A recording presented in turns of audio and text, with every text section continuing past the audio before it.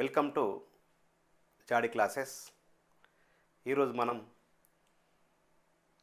Trigonometry exercise 11.2లోకి స్వాగతం.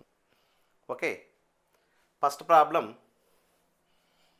Evaluate the following sin 45 plus cos 45 value find out చేద్దాం. చాలా simple. మనం sin 45 cos 45 వాల్యూలను కనుగొనడం జరిగింది. మరి వాటి చేత ఒక సమస్య ఇవ్వడం జరిగింది. మరి sin 45 వాల్యూ ఎంత? sin 45 వాల్యూ చూద్దాం. sin 45 value plus cos 45 degrees. sin 45 value 1/√2 plus cos 45 value కూడా 1/√2. ఇవి రెండు కూడా లైక్ ఫ్రాక్షన్స్. ఎప్పుడైనా కానీ లైక్ ఫ్రాక్షన్స్ ఇస్తే డైరెక్ట్గా 1/2 ఒకవేళ ఇట్లాంటి లైక్ ఫ్రాక్షన్స్ ఇస్తే ఇక్కడ మనము 2/2 రాయవచ్చు. కాబట్టి దీని వాల్యూ 1. ఇలాగే 3/4 4/4 అని వాల్యూ ఇచ్చింది అనుకోండి. ఇవి రెండు కూడా లైక్ ఫ్రాక్షన్స్ కాబట్టి న్యూమరేటర్ని యాడ్ చేయాలి. 7/4 అని దీని వాల్యూ. ఒకవేళ 5/6 7/6 ఉంటే డినామినేటర్స్ సేమ్ ఉండడం వల్ల న్యూమరేటర్స్ని మనం యాడ్ చేసుకోవాలి. 12/6గా దీన్ని క్యాన్సిల్ చేసుకుంటే 2గా రాయడం జరిగింది. ఓకే, ఇక్కడ చూడండి, మనము ఇవి లైక్ ఫ్రాక్షన్స్. ఇవి రెండు ఎట్లున్నాయి? Like fractions. ఎందుకంటే డినామినేటర్స్ √2 రెండుగా ఉండడం జరిగింది. డినామినేటర్స్ రెండు సేమ్ ఉన్నాయి కాబట్టి √2. డినామినేటర్స్ సేమ్ ఉన్నప్పుడు న్యూమరేటర్స్ని యాడ్ చేయాలి. ఈ 1 ఏమైతే 2 అవుతుంది. ఓకే, దీని వాల్యూ 2/√2 రాయడం జరుగుతుంది. ఎప్పుడైనా కానీ చూసినప్పుడు డినామినేటర్లలో ఇర్రేషనల్ నంబర్స్ ఉండకుండా చూసుకోవాలి. డినామినేటర్లో ఇర్రేషనల్ నంబర్స్ ఉండకూడదు. ఎందుకంటే ఇర్రేషనల్ నంబర్ తోటి రేషనల్ నంబర్ని మనము డివిజన్ డివిజన్ చేయడానికి చేయలేము. కాబట్టి డినామినేటర్లో ఇర్రేషనల్ నంబర్ ఉండడానికి లేకుండా చూసుకోవాలి. √2/√2 చే గుణించి భాగించాలి. కాబట్టి ఇక్కడ 2√2 కావడం జరిగింది. ఎప్పుడైనా కానీ √2 కానివ్వండి, √3 కానివ్వండి, మల్టిప్లై చేయాల్సి వచ్చినప్పుడు ఏ రకంగా చేయాలో కొన్ని చూద్దాం. √2 × √2 వాల్యూ 2. √3 × √3 √9 కాబట్టి దీని వాల్యూ 3. ఓకే, √5 × √5 √25 అంటే దీని వాల్యూ 5. మనకు ఎక్కువ √2 √3కి సంబంధించిన వాల్యూస్ ఇక్కడ మన ట్రిగోనోమెట్రీలో అనిపిస్తున్నాయి కాబట్టి వాటిపైన స్పష్టంగా మనము అవగాహనతో ఉండాలి. అదే రకంగా √2ను √3తో మల్టిప్లై చేసినప్పుడు √6 రావడం జరుగుతుంది. ఓకే, కాబట్టి ఇక్కడ √2ను √2 చే మల్టిప్లై చేస్తే దాని వాల్యూ 2 రావడం జరుగుతుంది. కాబట్టి ఈ 2 క్యాన్సల్ కావడం వల్ల దీని వాల్యూ మనకు √2 రావడం జరుగుతుంది. సెకండ్ ప్రాబ్లం cos 45 వాల్యూను రాద్దాం. cos 45 వాల్యూ ఎంత? 1/√2. అదే రకంగా sec 30 value 2/√3 plus cosec 60 value √3 రాయడం జరిగింది. ఇప్పుడు ఇక్కడ మీకు తెలియాల్సిన విషయం ఏంటంటే, ఇంతకుముందు మనం అనుకున్నట్టే న్యూమరేటర్గా 1/√2 ఉండడం జరిగింది. ఇక్కడ మనకు డినామినేటర్లో √3 వాల్యూ రావడం జరిగింది కాబట్టి √3 అనేది బైలో ఇది 2 + 2 4 రావడం జరిగింది. ఇలాంటి ఫ్రాక్షన్స్ డివిజన్స్ వచ్చినప్పుడు చాలా జాగ్రత్తగా వీటి వాల్యూస్ను మనం ఫైండ్ అవుట్ చేయాలి. చూడండి, ఇప్పుడు ఏ బై బి ఏ బై బిని ఏ చేత డివిజన్ చేసినప్పుడు మనం ఏం రాసుకోవాలి? ఏ బై బి ఇంటూ 1/a అని రాసుకోవాలి. అంటే ఎగ్జాంపుల్ చూసినప్పుడు 1/2/3 ఉన్నప్పుడు 1/2/3 1/2ని 3 చే డివిజన్ చేసినప్పుడు ఏమవుతుంది? 1/2 ఇంటూ 1/3గా రాయడం జరుగుతుంది. అంటే దీని వాల్యూ 1/6. కాబట్టి ఈ రూపంలో ఉన్న వాటిని ఆ రకంగా రాయాలి. ఒకవేళ ఇంకో ఎగ్జాంపుల్ చూద్దాం. A by b by c అంటే ఏని బి బై చేత డివిజన్ చేసినప్పుడు ఇక్కడ ఏమవుతుంది? A by 1 into c by b రావడం జరుగుతుంది. కాబట్టి దీని వాల్యూ ఏసీ బై బిగా రాయడం జరుగుతుంది. అలాంటి ఒక ఎగ్జాంపుల్ చూద్దాం. 2/3/4 ఇచ్చినప్పుడు ఏమవుతుంది? 2/1 ఇంటూ 4/3 రాయడం జరుగుతుంది. అంటే 8/3 రూపంలో రాయాలి. ఇంకో డివిజన్ చూసినప్పుడు, ఇంకో ఎగ్జాంపుల్ ప్రాబ్లం చూసినప్పుడు a by b by c by d అంటే ఇక్కడ a by b c by formula ఉన్నప్పుడు ఇక్కడ ఏమవుతుంది? A by b into d by సిగా రాయాలి. అంటే ఏడి బీసీ రూపంలో రాయాలి. అలాంటి ఒక ఎగ్జాంపుల్ని మనం చూద్దాం. 1/2 ఇక్కడ అలాంటి ఎగ్జాంపుల్ ఇక్కడ ఉండడం జరిగింది. అంటే 1/√2 బై 4/√3 ఇవ్వడం జరిగింది. కాబట్టి ఇక్కడ మనం ఏం రాసుకోవచ్చు? దీని వాల్యూని న్యూమరేటర్లో ఫ్రాక్షన్ రూపంలో ఉన్నప్పుడు 1/√2 రాయాలి. ఈ డినామినేటర్లో ఉన్న ఫ్రాక్షన్ని మాత్రం ఇక్కడ √3/4 అని రాయాలి. కాబట్టి ఇక్కడ ఏమవుతుంది? మనకు √3/4√2గా రాయడం జరిగింది. 2 tan square వాల్యూ చూద్దాం. Solution 2 tan square 45 degrees, cos square 30 degrees, sin square 60 degrees చూద్దాం. ఇక్కడ 45 degrees వాల్యూ ఎంత?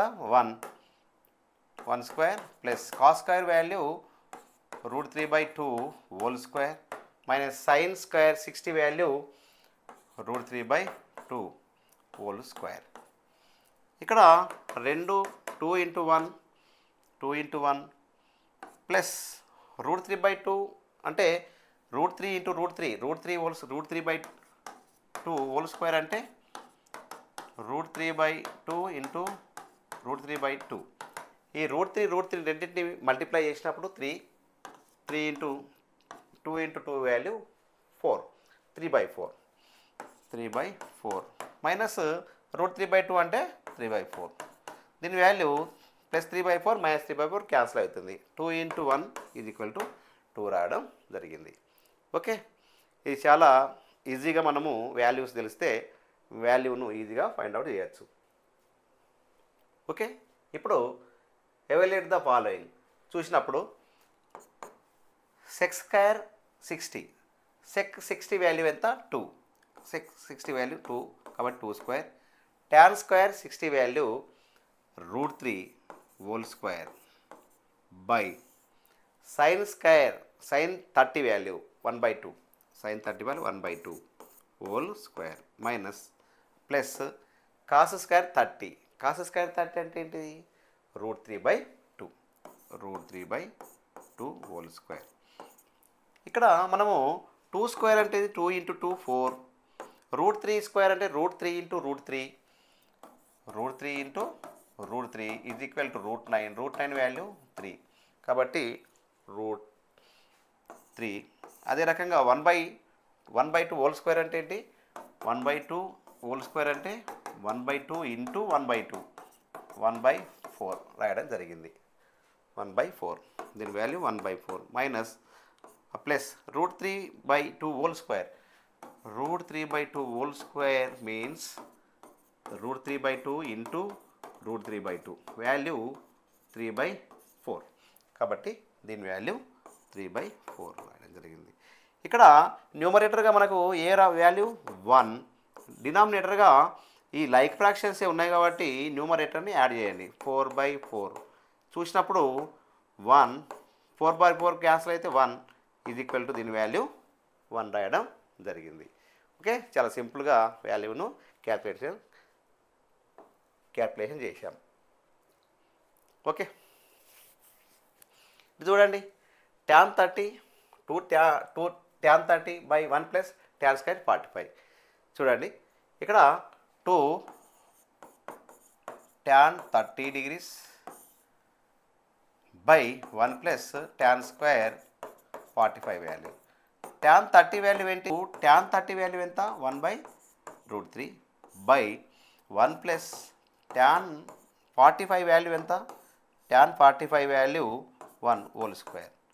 చూడండి ఇక్కడ ఏమొస్తుంది? 2/√3 బై 1 ప్లస్ 1. ఓకే, ఇక్కడ 2/√3/2. ఇక్కడ a/b బై c ఫార్ములా ఉన్నది కాబట్టి 2/√3 ఇంటూ 1/2గా రావడం జరిగింది.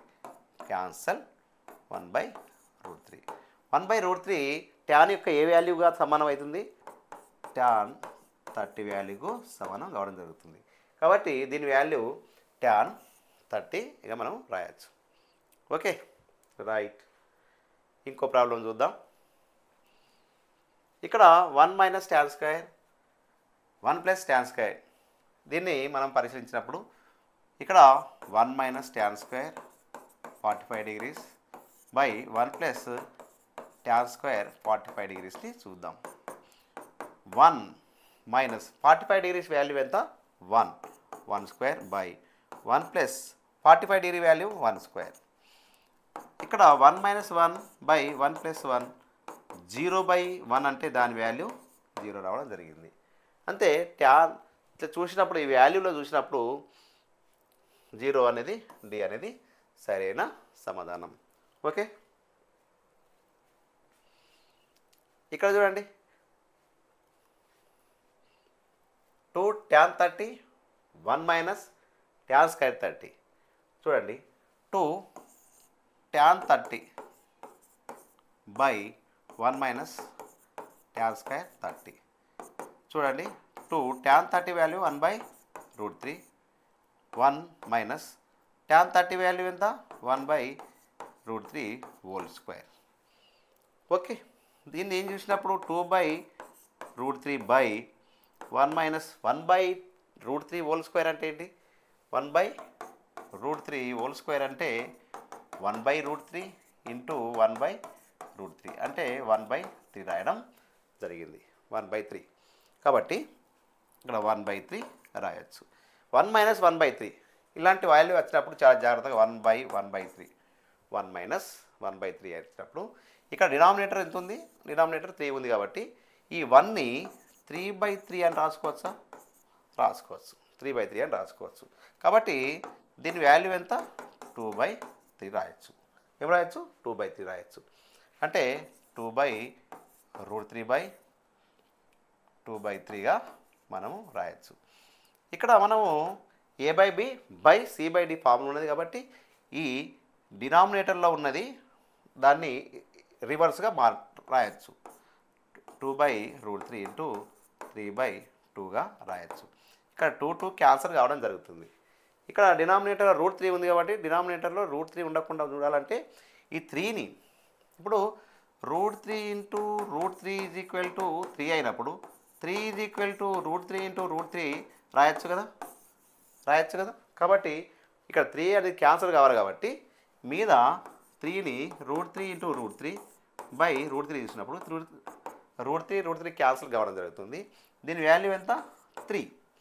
మరి 3 అనేది దేని వాల్యూ? ట్యాన్లో చూడండి, ట్యాన్ √3 అనేది దేని వాల్యూకి సమానం అవుతుంది? tan 60 వాల్యూకి సమానం అవుతుంది. ఎందుకంటే tan 60 వాల్యూ √3 ఉండడం జరుగుతుంది. ఓకే, కాబట్టి దీని యొక్క answer tan 60. Okay, evaluate the sin 60 cos 30 plus sine 30 cos 60 ఈ వాల్యూను మనము కనుగొందాం. చూద్దాం solution. Sine 60 cos 30 plus sine 30 degrees cos 60 డిగ్రీస్గా మనం రాయడం జరిగింది. దీని యొక్క వాల్యూని మనం ఇప్పుడు చూద్దాం. సైన్ 60 వాల్యూ ఎంత ఉన్నది? Sign 60 value √3/2, cos 30 value √3/2a, ఈ ప్లస్కి plus. Cos sine 30 value 1/2, cos 60 value కూడా 1/2a ఉండడం జరిగింది. ఇక్కడ √3ని √3 చే మల్టిప్లికేషన్ చేసినప్పుడు √3 × √3 వాల్యూ √9, √9 వాల్యూ 3, కాబట్టి 3/4 1/4. ఇక్కడ డినామినేటర్స్ ఎప్పుడైనా కానీ డినామినేటర్స్ ఏమున్నప్పుడు న్యూమరేటర్స్ని యాడ్ చేయాలి, కాబట్టి 4/4 ఇది ఈక్వల్ టు 1. దీని వాల్యూ ఎంత? 1. అంటే 1 అనేది సైన్ థీటాలో చూసినప్పుడు 1 దేని వాల్యూకి సమానం అవుతుంది? ఇది సైన్ యొక్క 90 డిగ్రీస్కి సమానం అవుతుంది. సైన్ యొక్క 90 డిగ్రీస్కి సమానం అవుతుంది. ఓకే, ఇక్కడ మనము ఇంకో వాల్యూ ఇవ్వడం జరిగింది. సైన్ 60 ప్లస్ 30 వాల్యూ అంటే sine 90 degrees. Sine 90 degrees value ఎంత ఉన్నది? 1. అంటే దీని వాల్యూ 1 వచ్చింది. ఇక్కడ ఈ రకంగా రాసిన వాల్యూతో ఆ రకంగా రాసిన వాల్యూ సమానం వచ్చింది కాబట్టి దీన్ని మనము ఒక కంక్లూజన్ ఏమి ఇద్దామంటే ఎప్పుడైనా కానీ మనము ఒక సైన్ 60 ప్లస్ 30 డిగ్రీస్ ఉన్నప్పుడు దీన్ని మనము ఏ రకంగా రాయొచ్చు? Sine 60 plus sine 60 cos 30 plus cos 60 sine 30 రూపంలో రాయొచ్చు. ఇది ఒక రూల్. ఇది మీరు ఇంటర్మీడియట్లో నేర్చుకుంటారు. ఇది ఒక రూల్. ఓకే, ఇది ఒక రూల్.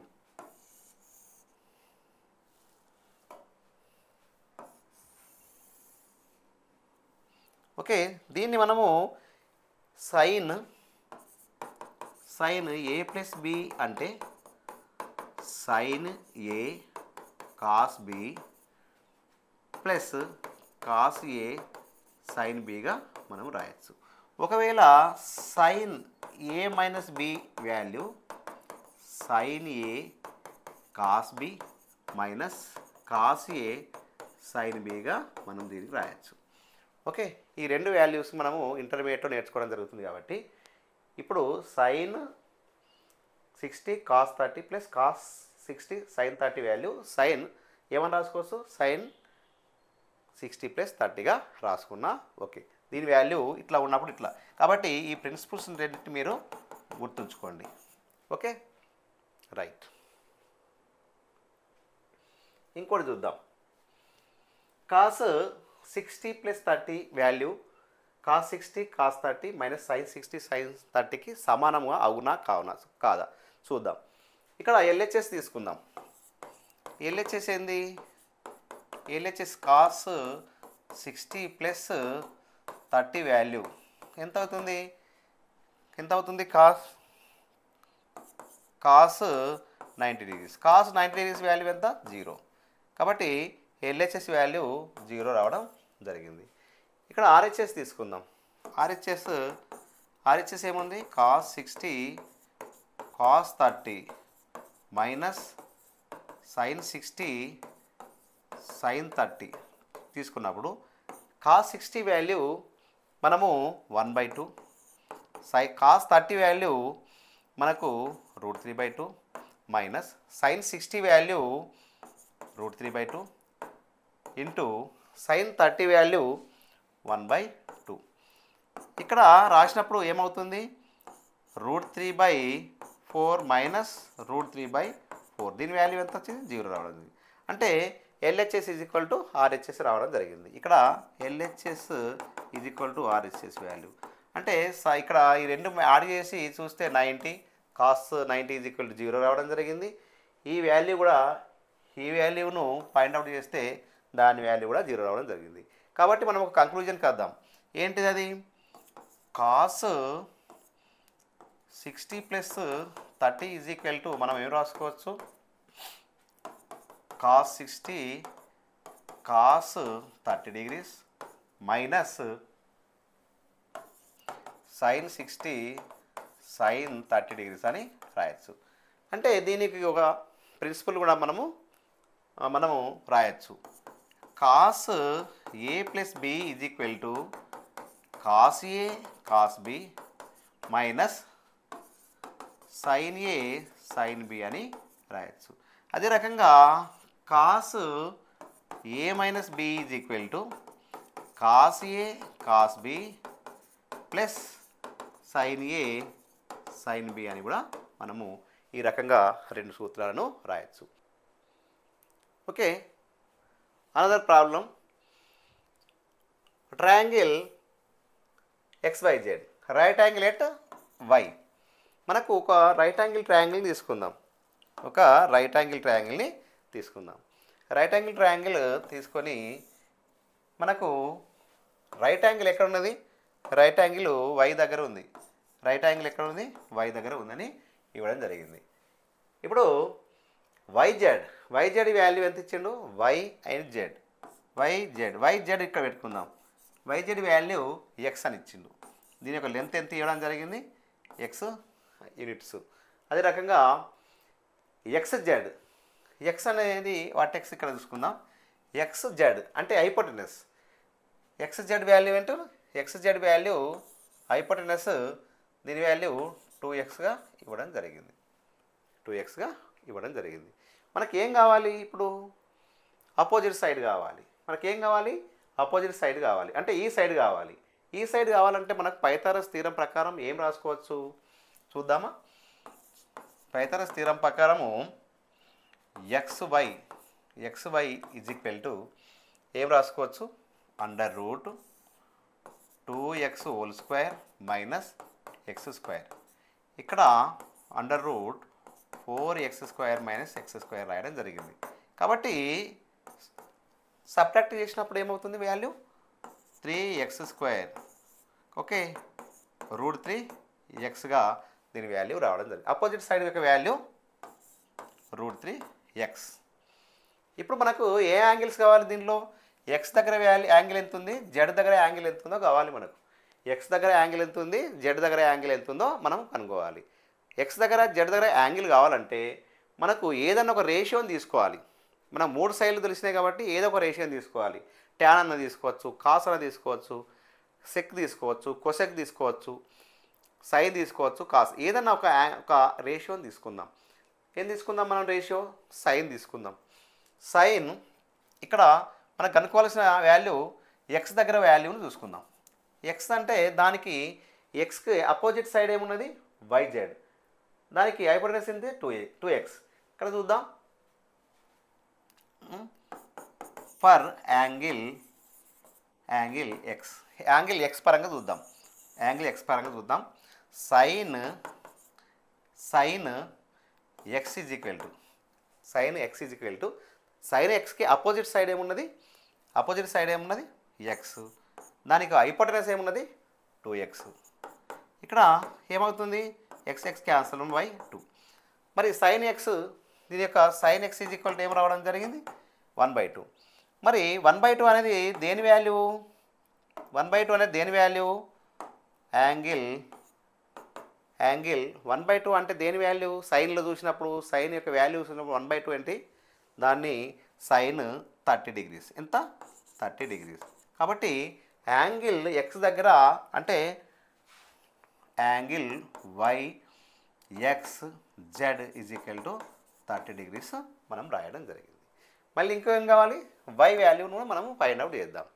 y వాల్యూ తీసుకొని మనము సైన్ తీసుకోవచ్చు, కాస్ తీసుకోవచ్చు, ట్యాన్ తీసుకోవచ్చు, కాట్ తీసుకోవచ్చు, మీ ఇష్టం. ట్యాన్ తీసుకుందాం. ఓకే, ట్యాన్ అంటే ఏంటి, opposite side by adjacent side. చూడండి, ఫర్ యాంగిల్ జడ్ పరంగా తీసుకుందాం. జడ్ దగ్గర ఎంత యాంగిల్ ఉందో మనం ఫైండ్ అవుట్ చేసుకుందాం. Okay, tan z is equal to opposite side ఏమిటి, ట్యాన్ జెడ్కి √3x/x. ఇక్కడ tan z is equal to x x cancel √3.